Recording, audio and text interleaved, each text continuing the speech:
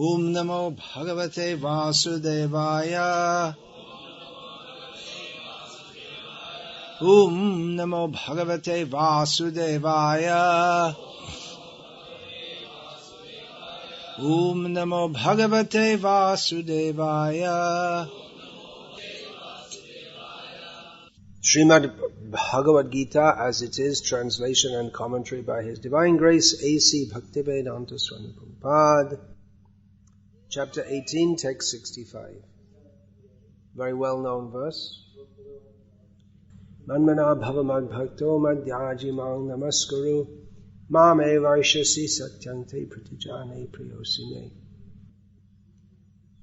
Always think of me, become my devotee, worship me, and offer your homage unto me. Thus you will come to me without fail. I promise you this because you are my very dear friend. Purport: the most confidential part of knowledge is that one should become a pure devotee of Krishna and always think of him and act for him. One should not become an official meditator. Life should be so molded that one will always have the chance to think of Krishna. One should always act in such a way that all his daily activities are in connection with Krishna. He should arrange his life in such a way that throughout the 24 hours he cannot but think of Krishna. And the Lord's promise is that anyone who is in such pure Krishna consciousness will certainly return to the abode of Krishna, where he will be engaged in the association of Krishna face to face. This most confidential part of knowledge is spoken to Arjuna because he is the dear friend of Krishna. Everyone who follows the path of Arjuna can become a dear friend to Krishna and obtain the same perfection as Arjuna. These words stress that one should concentrate his mind upon Krishna, the very form with two hands carrying a flute, the bluish boy with a beautiful face and peacock feathers in his hair. There are descriptions of Krishna found in the Brahma Samhita and other literatures. One should fix his mind on this original form of Godhead, Krishna. One should not even divert his attention to other forms of the Lord. The Lord has multi-forms as Vishnu, Narayana, Rama, Varaha, etc. But a devotee should concentrate his mind on the form that was present before Arjuna. Concentration of the mind on the form of Krishna constitutes the most confidential part of knowledge, and this is disclosed to Arjuna because Arjuna is the most dear friend of Krishna's. This instruction to always think of Krishna and become his devotee is the best instruction for everyone in all places and all circumstances. However, not many people know of it or accept it. Anyone who has accepted it is a great person indeed. Bahunam janmanamante jnanavam mam prapadyate vasudeva sarvamiti samahatma sudurlabhaha.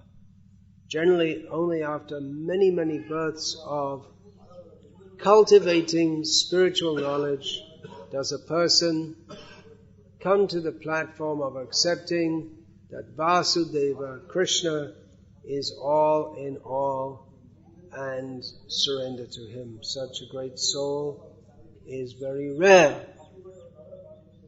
Now in this most miserable Kali Yuga, in which it is not expected that, it would not normally be expected that anyone would take to serious spiritual life, by the grace of Sri Krishna Chaitanya Mahaprabhu, as received through the Parampara and especially through Srila Prabhupada, many, many people all over the world, despite their disparate and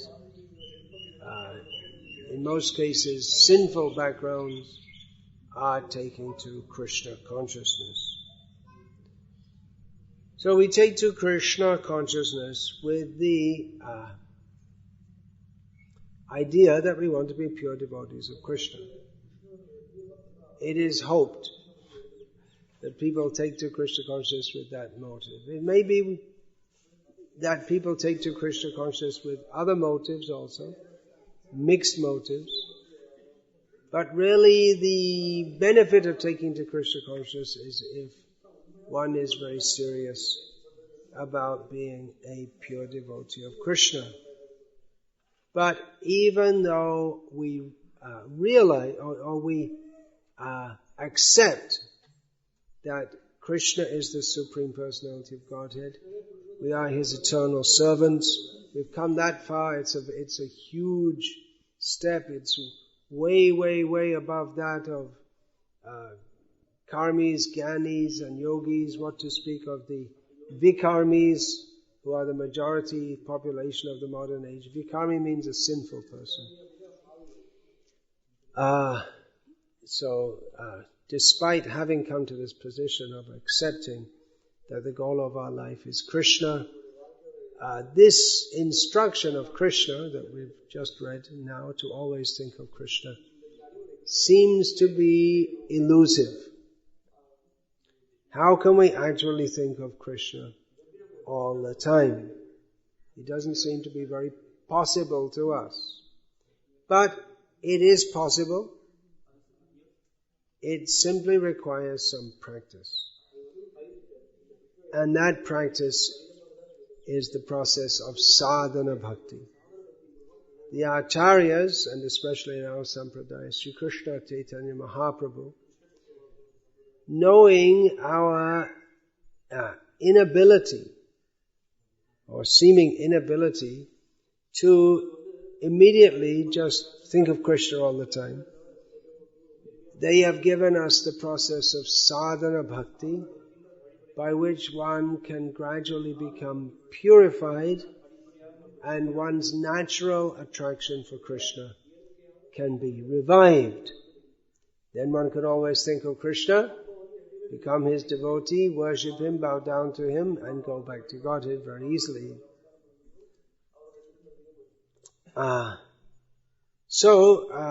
Sadhana bhakti, there are some basic points of practicing sadhana bhakti.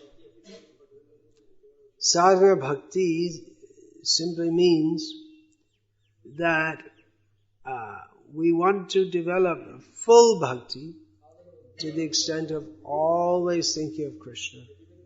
Therefore we adopt certain regulative practices to help us always think of Krishna.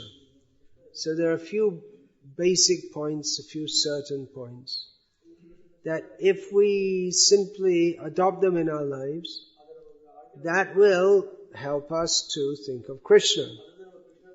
Probably in the beginning we won't think of Krishna all the time, but by the practice of performing devotional service, it should be that we advance in thinking about Krishna. Of course, Krishna and His name are not different. Krishna and His pastimes are not different. Krishna and His teachings are not different. They're all absolute. Krishna Nam, Krishna Gun, Krishna Lila Brinda. They're all of the same quality. They're all non-different from Krishna. The Krishna's movement is also non-different from Krishna. Prabhupada also mentioned that. So if we're thinking how to spread the Krishna consciousness movement, how to preach Krishna consciousness, then that is also in one sense thinking of Krishna. In one purport here in the Bhagavad-gita, Srila Prabhupada states that generally people in the beginning, they become attached, or in a good way, in a positive spiritual manner, they become attached to, or they take pleasure in performing devotional service. And then when they're more mature, they take pleasure in Krishna Himself directly. as we see in Chaitanya Charitamrita especially, how devotees, they relish beholding the form of the Lord, smelling the form of the Lord, tasting Him in the form of His prasada, which is also not different from Him, by hearing songs about Krishna or hearing the sound of His flute directly vibrated by Him. Devotees, they relish the beauty and sweetness of Krishna directly. So that is the goal of all devotees who are seriously practicing Krishna consciousness, to be fully absorbed in thought of Krishna. So the question should be, well, how do we get from here to there? We're following the path of sadhana, bhakti, but it may appear to be somewhat slow. And often devotees come and say, well, you see, I still have this problem. It's quite common. People say, well, I'm becoming too angry, or I'm still attracted by lower desires, and so on. But if one sincerely tries to serve Krishna, then in due course of time, Krishna will reveal Himself to that devotee. However, there are some certain basic points which, if we understand and apply them in our lives to the best extent that we can, will help us tremendously to advance in Krishna consciousness. To advance in Krishna consciousness means to be more and more conscious of Krishna and less attracted to the material world. In some ways, as we advance in Krishna consciousness, we could become more conscious of the material world. In fact, Krishna consciousness, it's not that we simply withdraw our consciousness from the material world and only think of the spiritual world, but one becomes more aware, more alert. So even materially, a devotee may be more conscious, but in a different way. In other words, a devotee, because his intelligence is awakened, even his material consciousness is superior to that of many non-devotees. But he sees it in a different way. He sees matter in a different way to that which a materialist sees it. A materialist sees matter as something to be exploited and enjoyed, whereas a devotee sees matter as, well, he doesn't really see it as matter. He sees everything as paraphernalia for engaging in Krishna's service. So how can one's realization of Krishna increase? There are some very basic points which are worth going through from time to time, just to remind us of the importance of these points. We'll find here in the Bhagavad-gita, there is apparent repetition of various points, and Prabhupada notes that Krishna seems to repeat Himself, but Prabhupada says that repetition is necessary for complete understanding. So we'll find in the Srimad Bhagavatam also, may appear to be repetitive. Srila Prabhupada also, he often gave these same instructions again and again and again. If we see Srila Prabhupada's letters, so many times he wrote, chant 16 rounds minimum, follow the regulated principles, follow the basic temple program, and all the devotees will advance in this way. So some things we may have heard many times, but still there's no harm to hear them again, because it is our tendency, especially in Kali Yuga, to forget even good things that we're told. We forget, even things that are beneficial for us. And it's good also to repeat and hear, because our tendency is to take everything very lightly and to think that somehow we don't have to follow the process of Bhakti Yoga and anyway we'll get the result. But it doesn't work like that. So there are some very basic points which, if followed, will help us to advance in Krishna consciousness. Often devotees come to me and ask me for some special instruction. But I tell them, you already got plenty of special instruction. Just the instruction to chant Hare Krishna, that's the most special instruction you could ever get. But we have to work on it. You have to work on chanting carefully. So there's, what basic things do we have to do? We have to chant Hare Krishna. It's pretty basic. I think it's very basic. What's the most basic thing in the Hare Krishna movement? To chant Hare Krishna. But that also, we have to see that how we're really chanting and trying to hear and imbibing the mood of chanting, which means that we're in a mood of service. So we all have to improve our chanting. We can chant more than 16 rounds. It's not limited to 16 rounds. We can chant more also. We have extra time?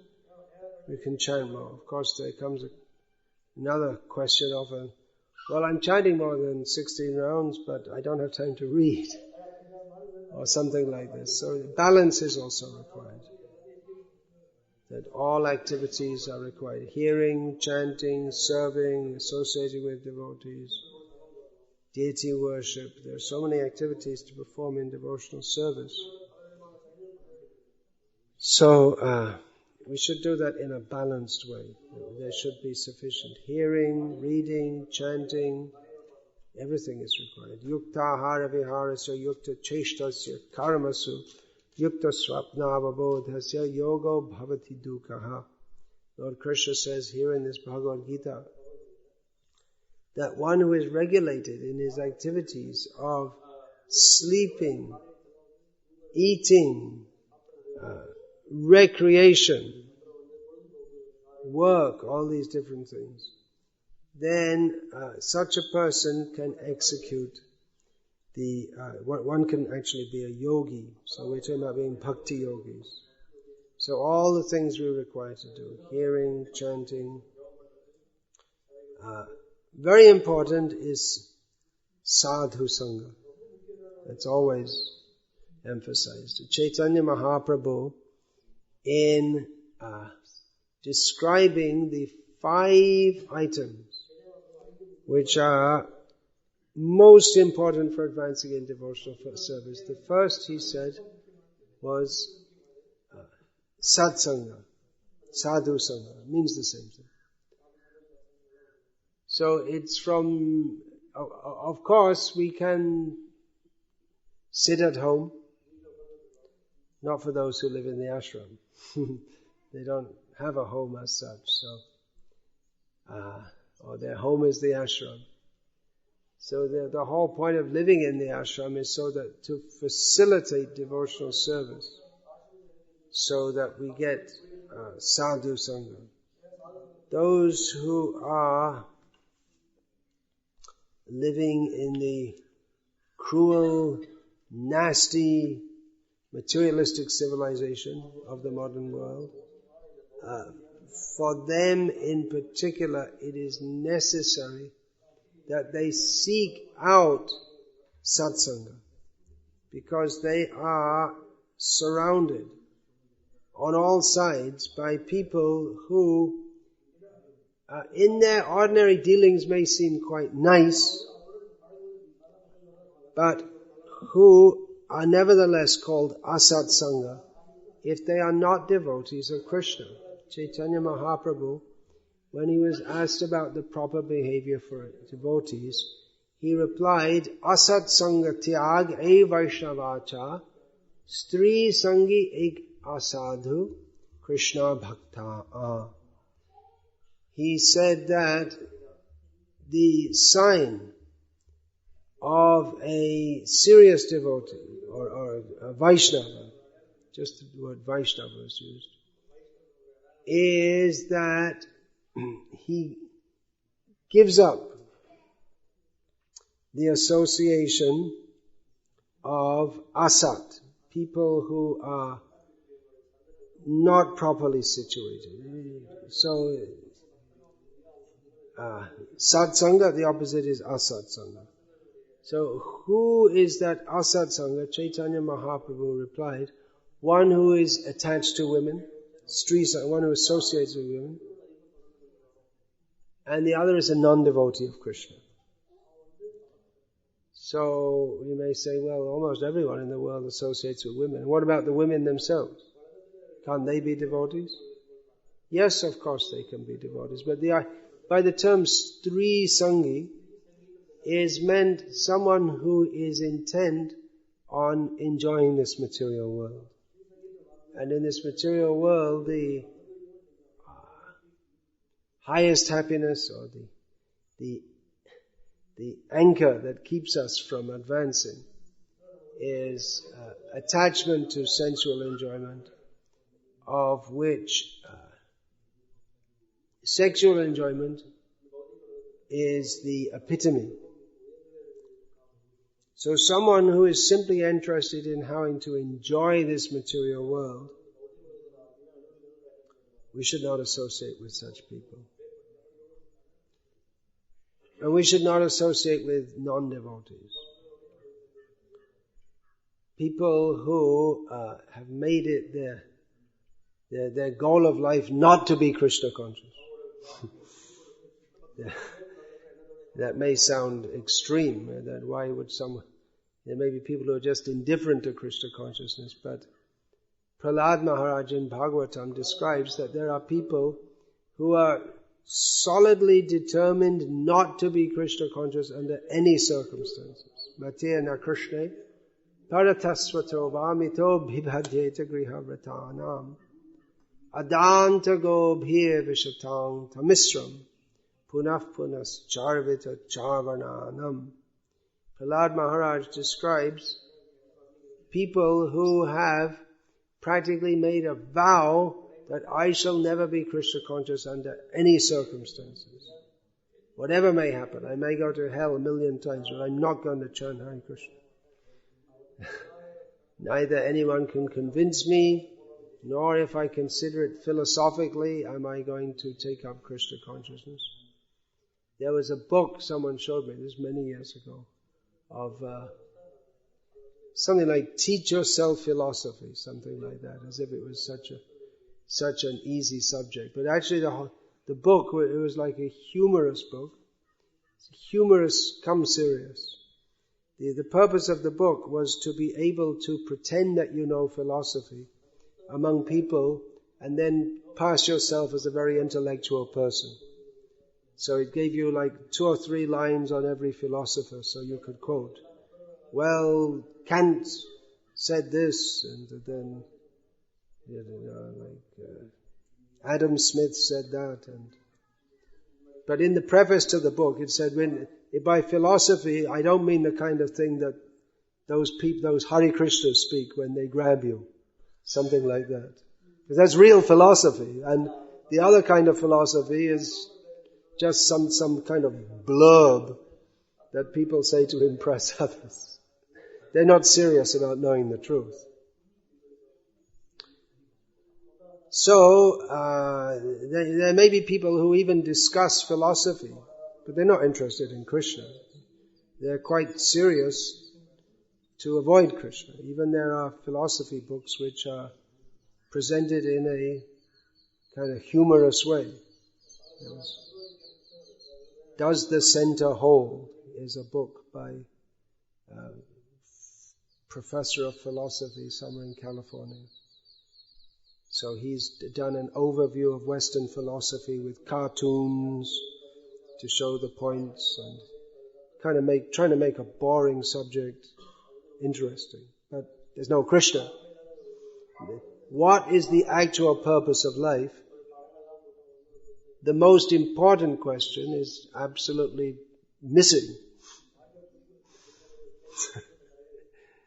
So, atato brahma jignasa, that important point is missing. So anyway, there are people who they may be nice, polite, friendly, or they may be grumpy, or distant, the kind of person who you live next door to, but they make the point of deliberately avoiding seeing you when they walk past you every day. You don't get that so much in India, but in the West, there are people who they'll just avert their eyes from you so they don't see you. So whatever, if they're not Krishna conscious, then their association should be avoided. Of course, if one is living in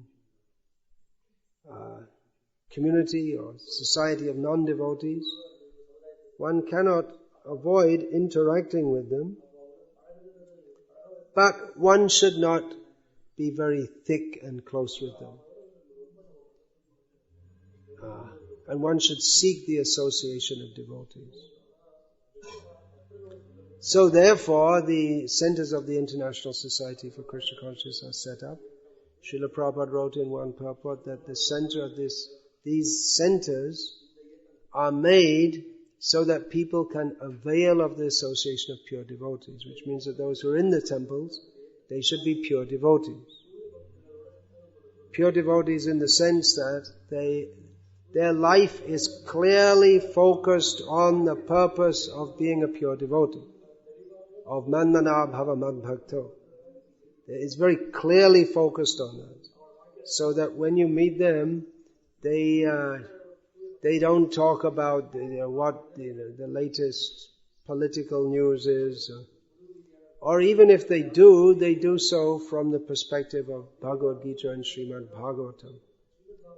But by associating with them, with such devotees, one should be immediately enlivened in Krishna consciousness. That should be coming to the temple should be an uplifting experience, not simply a social experience or a religious experience, but the atmosphere created by a group of devotees coming together for the sake of selflessly serving Krishna should be so spiritual that even people who are not spiritually inclined, they cannot but be affected by it. That is the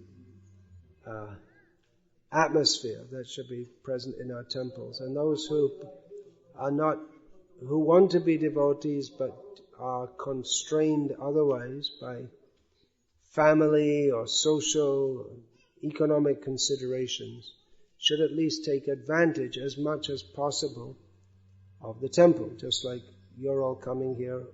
Many of you are coming here on Sunday morning. You don't come every morning, but if you could, that would be nice. Maybe some of you could move closer to the temple so that you could come regularly and do service. There are plans for that, I know. Everything's in the beginning stages here at the present time. So the temple is meant to give people an opportunity to serve Krishna. Not that Krishna cannot be served elsewhere, but there are multiple opportunities for service in the temple, and to afford them the opportunity to have satsanga, the kind of association that by associating with devotees one becomes uplifted and enlivened. Whereas if we associate with materialistic people, the tendency will be to drag our consciousness down, because sangat sanjayate kamaha. Our desires develop according to the kind of association that we get. So sadhu sangha is essential. Nowadays, with the printing press, of course, that's not very new. It's been around in human society for coming on 500 years now. We can read books. We can get sadhu sangha in that way. And with the internet, you can have your whole morning program, temple program, in your home.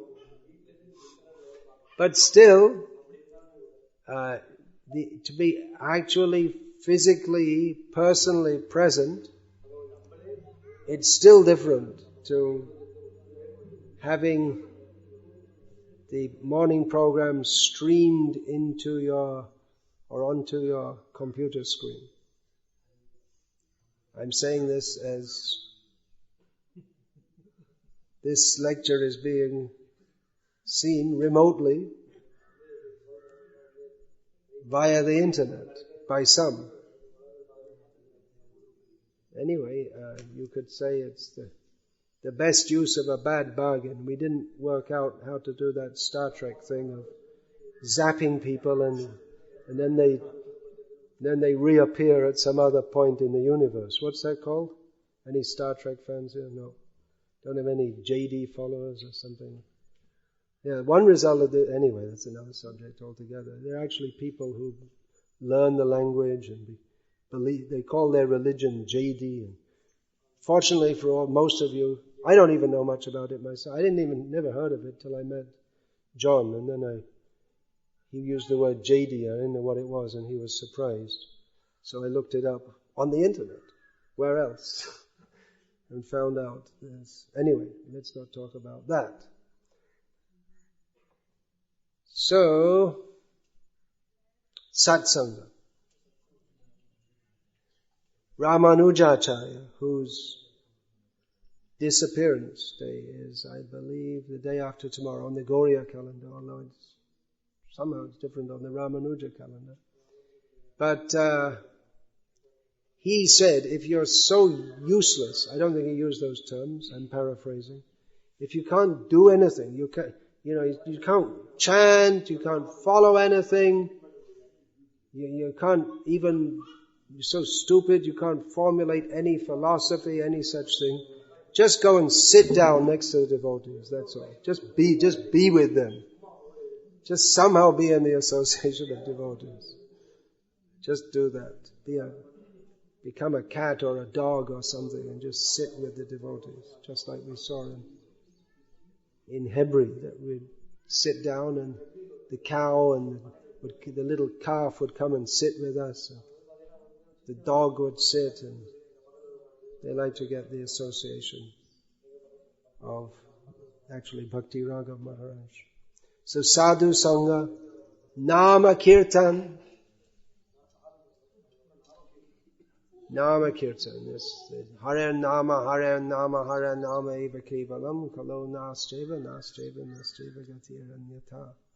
There are many things to do in Krishna consciousness. The most basic of all of them is chanting the holy names. Chanting is in two divisions. Kirtan is sometimes divided into Kirtan and Japa. Japa is one form of Kirtan. The Kirtan, with devotees, singing, chanting, is very important. I mean, how much can we stress it? It's not possible to overstress it.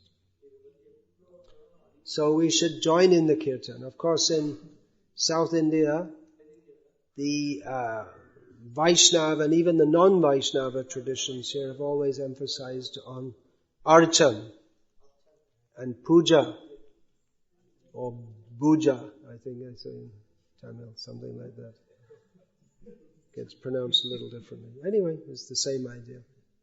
So the idea is that one should be in Archan, one should be very grave and respectful of the idols who represent the all-pervading oneness of which I am also the same, which is the general misunderstanding in South India.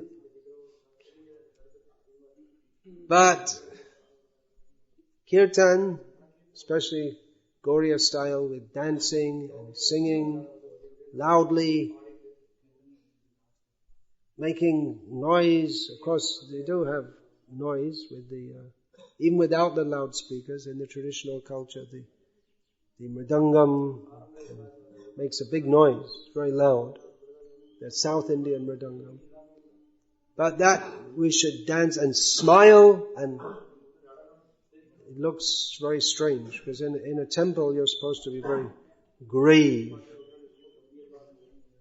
Nevertheless, those who are accustomed to this extreme gravity within the temple, they should take part in kirtan. Because this is more than, of course, the archan, we're not saying there's anything wrong with that, that's very good. We should be respectful before God. But kirtan is Chaitanya Mahaprabhu's mercy by which we go beyond or even higher than simply respecting God and joyfully celebrating His love for us. Bhakti is full of rasa, juicy, full of love. Bhakti rasa. So that is expressed in kirtan rasa. So we should participate in kirtan. How much? Kirtaniya sadahari, always. There are many activities to perform in bhakti, but kirtan is essential. So we should do kirtan as much as possible. Now you may think, well, I only come to the temple once a week. So do it at home or wherever you may be. This Chaitanya Mahaprabhu, he recommended this. What is this? Kirtan karahe shabe, hate tali diya. He recommended that everyone should perform kirtan in the, I can't remember exactly the Bengali, but the first line, it says that in the evenings, means now day and night doesn't make much difference because of electricity. But in Tamil Nadu, people used to think it's strange we don't have electricity here, but now everywhere they don't have electricity. So, what happens when it's dark? Chant Hare Krishna. You can, if you don't have instruments, or if you're like many of our devotees, you can't play them in time, you just clap your hands and chant with your family members. That's all. You don't have to have a big kirtan group or expert kirtaniers. You can just chant with your family members. That's all. You have a little deepam, that you need nowadays. And chant Hare Krishna. That's all. That's very, very simple. But Krishna is pleased. And you will be pleased. And we cannot estimate how much spiritual advancement we make simply by chanting the holy names in kirtan. It's unimaginable. We think we have to go off and sit on top of one of those hills, one of those hills where there's no mining or no tower, or there's some peaceful hill, and sit on top of a hill and do austerities. But no need. Chant Hare Krishna wherever you may be. You'll make tremendous spiritual advancement. And japa, that's also essential. Actually, Chaitanya Mahaprabhu, we find always the emphasis is on kirtan. Not so much on japa, although he himself performed japa, and the acharyas who were directly following him, Sankhya Purvaka Nama Gana Nativi, they also chanted by counting, and certainly Prabhupada gave us a minimum of 16 rounds japa to do. So that should be done very carefully. Everything we do in devotional service, attentively. Manmana, think of me, applying the mind. So, chanting attentively, trying to hear, trying to chant very nicely so that Krishna will be pleased, is a very basic practice. That if we do, what will happen? Hare Krishna Maha Mantra Eto Shabhav Jai Jape Tar Krishna Upajai Bhav. Whoever chants is the very nature of the Hare Krishna mantra. That whoever chants that in japa, then within their heart, loving feelings for Krishna will develop. So we've come to Krishna consciousness for the sake of becoming pure devotees for Krishna. We're sick of this material world. It stinks.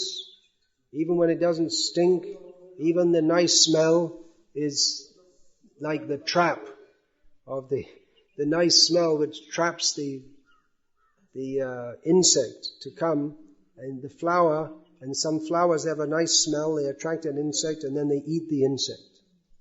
There are some plants that do that. So even if we think this material world is nice, we should know that even the niceness in this material world is a trap to entice us to go on suffering repeated birth and death.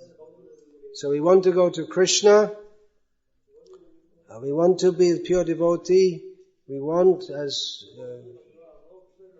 Krishna says, you will come to me if you always think of me. So chanting Hare Krishna Japa, essential. We're not going to be Krishna conscious unless we chant the holy names of the Lord very seriously, every day, without fail. We have to give attention to this. In modern life, there's so much, the whole attention is given to working, making money, all these things. And the family takes our attention if we're married. But our main attention should be, the focus of our life should be, how am I going to be Krishna? How am I going to be Krishna conscious? Everything else will come and go. We already had so many families, millions of families, like in the Chitraketu story. The boy died, he was brought back to life, and he was told by Narad Muni, now speak to your father and mother. The boy said, which father and mother? I already had so many. Which one are you talking about? I'm going to chant Hare Krishna and go to Krishna. He's my real father and mother. So, not that a devotee is neglectful. I was speaking yesterday about irresponsibility is not devotion. It is a misunderstanding to think that we can just neglect our the material duties that we happen to have accrued. But it's a greater misunderstanding to think that Krishna consciousness is something we have to just squeeze in somehow or other. But rather, as Prabhupada writes here, a devotee should arrange his life in such a way. One should always act in such a way that all his daily activities are in connection with Krishna. He should arrange his life in such a way that throughout the 24 hours he cannot but think of Krishna. So that has to be clearly our focus.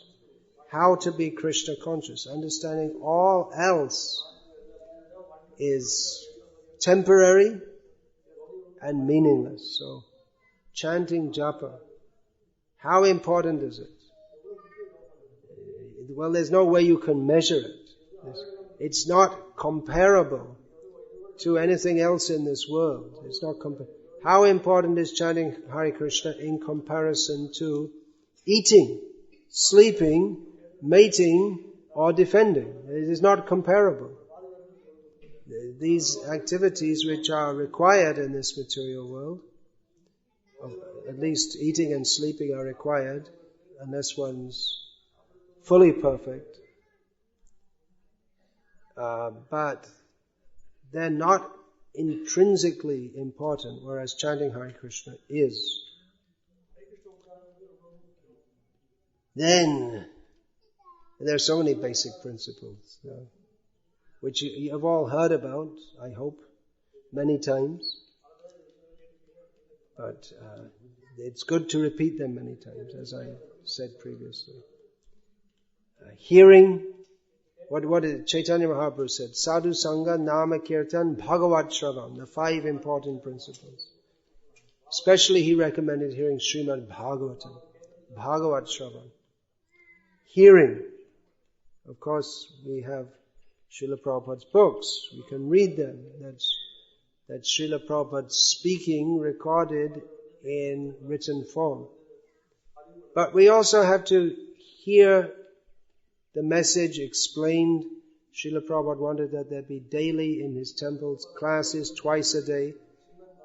We sometimes play recordings of Srila Prabhupada speaking, but Srila Prabhupada wanted his own disciples and discipular followers to speak and others to hear, so that devotees, by speaking, they can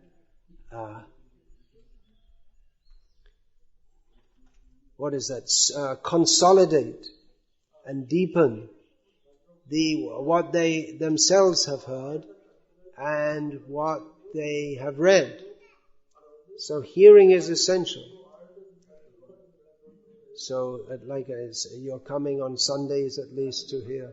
Now by the power of modern technology you can get recordings also, which are very helpful. I think we see our devotees all over the world. If they're doing some service like washing pots or cleaning floors, you'll always see them with two mini speakers or earphones in their ears, and they're hearing lectures, presumably. Yeah, I mean, in almost all cases, lectures or kirtans. So we see that also, that non-devotees, it's part of life in the early 21st century. That a lot of the time people have earphones in their ears. What they're hearing, I don't know. But what devotees are hearing, they're hearing lectures and kirtans, so you can avail of that and absorb the message of Shastra in this way. Then, so many basic principles. No time to speak them all, even briefly. But Mathuravas is the next, Chaitanya Mahaprabhu says, among the 5 principles, which means to live in Vrindavan. So, to live in Mathura, to be more precise. So, it's not possible for everyone to live in Vrindavan. If Chaitanya Mahaprabhu also said that Krishna consciousness should be preached all over the world, but replicas of Vrindavan can be made everywhere. You can make a replica of Vrindavan in your home. Bhaktivinoda Thakur, he said, Jaidina grihe bhajana deke, grihete goloka bhai. He said that when he remembered one specific day, or that day, when I was, when he was performing his activities of devotion in his home, he had a vision that his home was transformed into Golok Vrindavan. So that kind of atmosphere we want to reproduce. And actually, in many ways, in a temple community where the devotees are seriously concentrated on serving Krishna without any personal motive, that atmosphere is more conducive for spiritual realization than getting on a train. There are direct trains from Salem to Mathura. You can go non-stop. Definitely from Chennai. You can go non-stop. So you can get on a train and within maximum 2 days you can be in Vrindavan. But the atmosphere in a center where devotees are seriously serving Krishna may be even better than being in Vrindavan, if we, in the actual Vrindavan, as you can say, if there we get the association of people who are not so clearly focused on serving Krishna, as many, if not most, of the people who are living in Vrindavan are like that. Then we won't most of the people in Vrindavan, we won't find that seriously focused on serving Krishna as those who have heard from Srila Prabhupada and devotees purely following him. Which goes to show that association with pure devotees is more important than living in Vrindavan, because one can be living in Vrindavan and be in hellish consciousness, whereas one can be living in hell and be in Vrindavan consciousness. The latter is a much preferable situation. And Shraddhai Shri Murtir Sevan.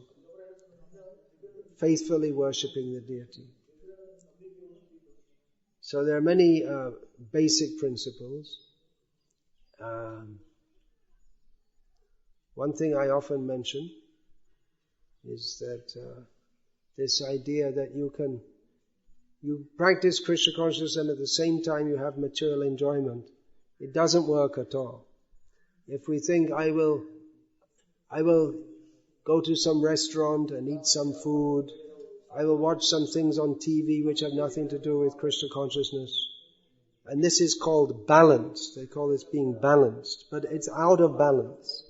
If one wants to be Krishna conscious, then any admixture of non-Krishna conscious throws the whole thing out.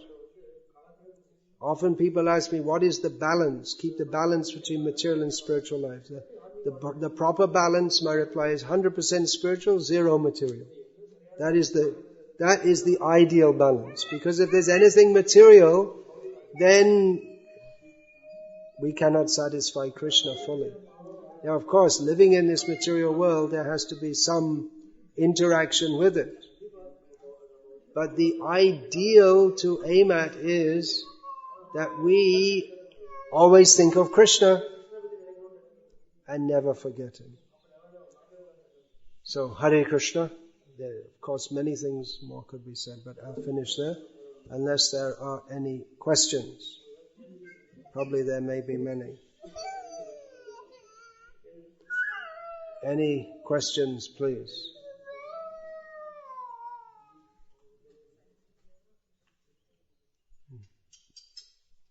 Did we have a Hindi translation?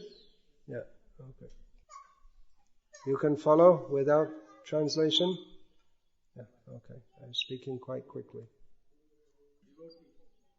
Can we what? Can we define a devotee? Yes, we can define a devotee. Of course, there are different levels of devotee, but